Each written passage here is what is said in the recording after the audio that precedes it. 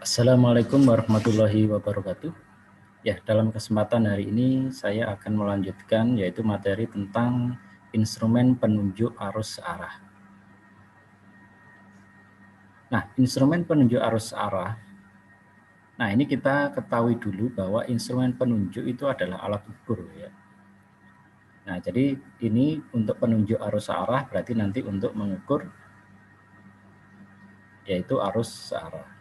Nah, suatu peralatan dibuat untuk mendeteksi secara akurat dan menampilkan suatu kuantitas elektrik dalam suatu bentuk yang dapat dibaca oleh seorang yang menggunakannya. Nah, ini yang dimaksud dengan instrumen penunjuk atau alat ukur. Nah, ini contohnya, ini adalah display dari multimeter analog ya. Kemudian ini adalah display digital yang di bawah. Kemudian ini ada soket ya untuk IC. Kemudian ini ada tabung ini untuk yang osiloskop. Nah, nanti di osiloskop akan saya jelaskan. Nah, alat ukur DC. Nah, alat ukur DC itu ada dua jenis ya. Ada yang analog dan ada yang digital. Nah, kalau seperti ini ada jarumnya, ini adalah analog. Nah, kalau digital seperti ini tadi ya, digital. Nah, seperti ini ada digitnya, jadi angka displaynya seperti ini dimaksud dengan alat ukur digital. Nah, kalau ada jarum, kemudian ada skalanya di sini, nah ini adalah analog.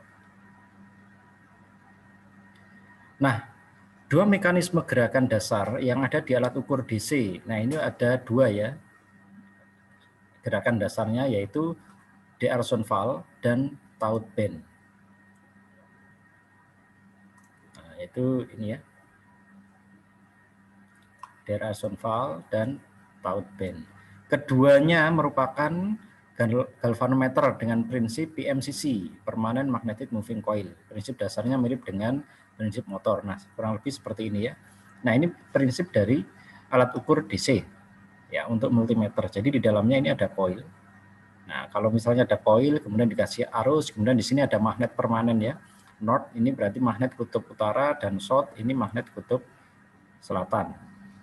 Nah, kemudian dikasih sumber listrik, maka di situ akan ada yang namanya gaya magnet. Nah, gaya magnet ini yang menggerakkan jarum ini. Nah, ini kurang lebih prinsip dari alat ukur DC seperti itu. Nah, gerakan dasarnya ada dua ya, D'Arson valve dan Taut bend.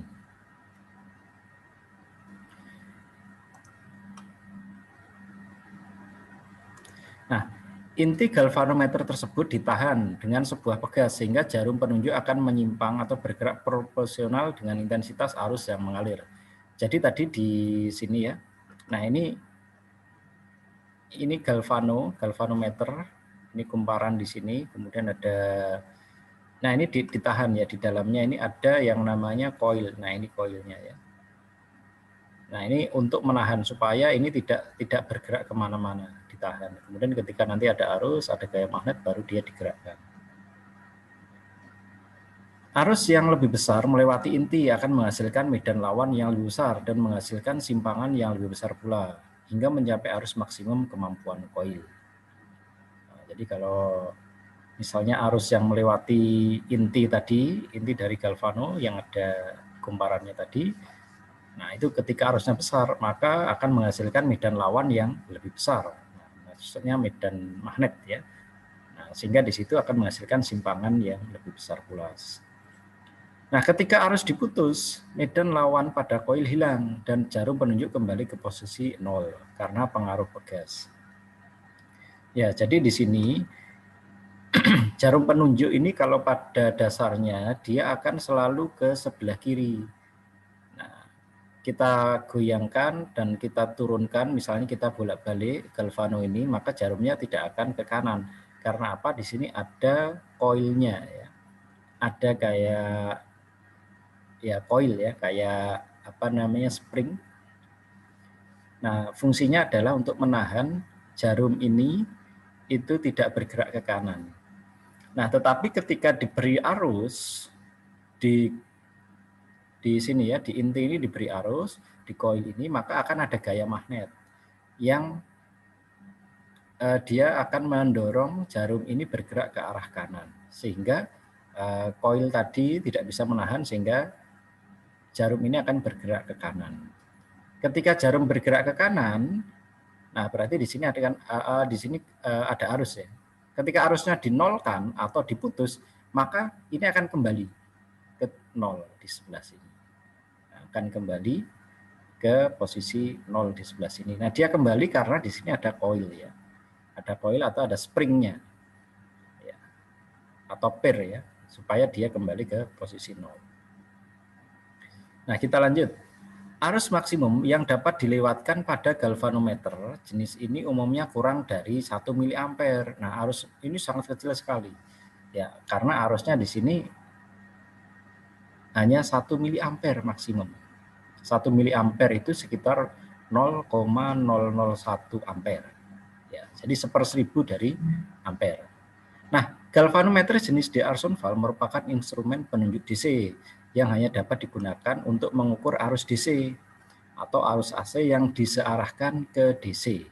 Nah, jadi ini galvanometer jenis D'Arson valve ini hanya untuk mengukur arus DC.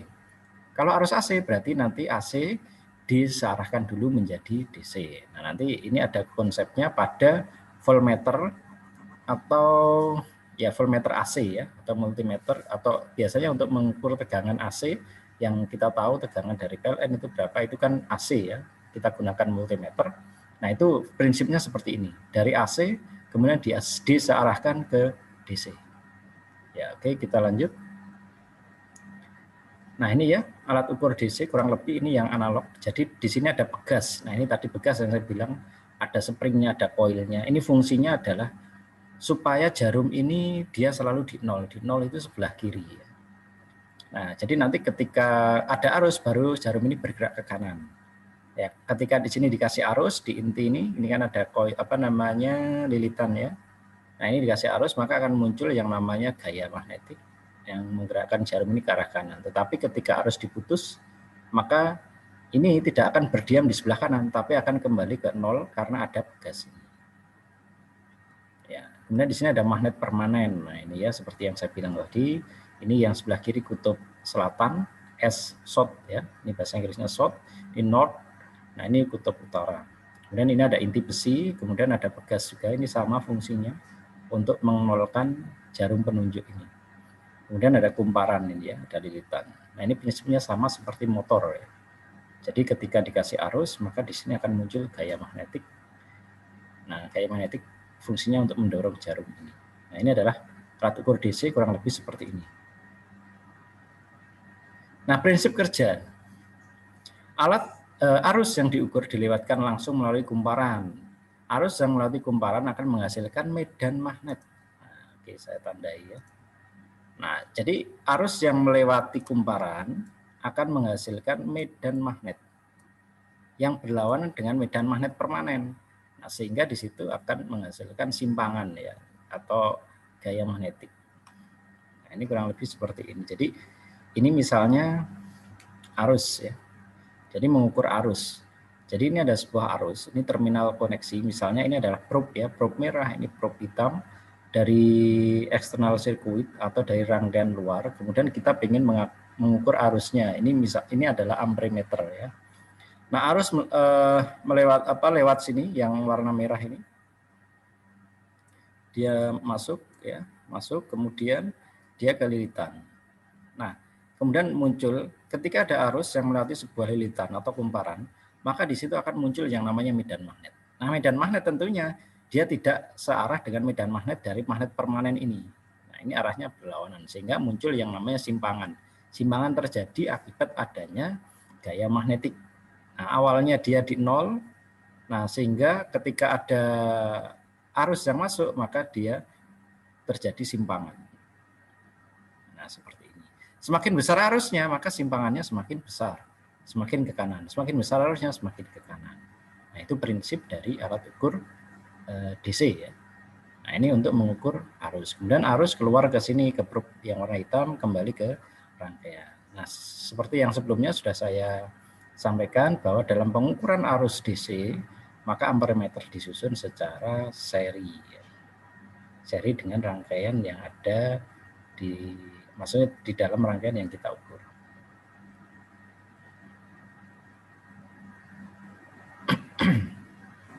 Nah, ini gerak D'Arsonval butuh daya sangat rendah dan arus yang sangat kecil untuk mencapai penyimpangan skala penuh. Ya, ini prinsipnya kalau menggunakan gerak D'Arsonval.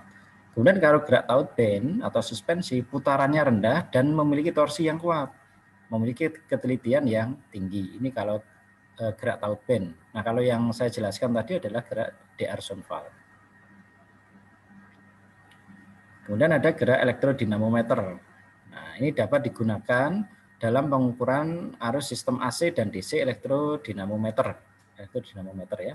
Biasa digunakan pada wattmeter. Nah, kurang lebih seperti ini. Jadi di sini tetap ada, ini ada kumparan ya. Kemudian di sini ada magnet permanen juga. Ada magnet permanen sebelah kanan dan kiri. Kemudian di sini ada pegas juga, fungsinya untuk menolkan jarum ini supaya tidak bergerak ke kanan. Nah, kurang lebih seperti ini. Ya, ini meter terminal atau probe. Oke. Kemudian ada gerak iron fan. Instrumen penunjuk iron fan bekerja berdasarkan prinsip gaya tolak-menolak magnetik di antara kutub-kutub yang seragam. Nah, kita sudah tahu ya dari dulu kalau misalnya di dalam magnet itu ada dua kutub, yaitu kutub utara dan kutub selatan. Nah, ketika kutub utara ketemu kutub utara, maka magnet tersebut tolak-menolak. Ketika selatan ketemu selatan, maka magnet tersebut tolak-menolak. Baru dia akan tarik-menarik ketika antara kutub selatan ketemu dengan kutub utara. Jadi berlainan kutub baru tarik-menarik. Nah, ini untuk yang iron fan ini prinsipnya yaitu gaya tolak-menolak magnet ya, antar kutub-kutub, terutama kutub-kutub yang sama ya. Arus yang diukur mengalir melalui sebuah belitan medan yang mana menghasilkan suatu medan magnet proporsional terhadap besarnya arus. Nah, ini kurang lebih terkait dengan gerak iron fan. Nah, nanti untuk selanjutnya, untuk voltmeter DC akan saya jelaskan di video selanjutnya. Oke, sekian, terima kasih.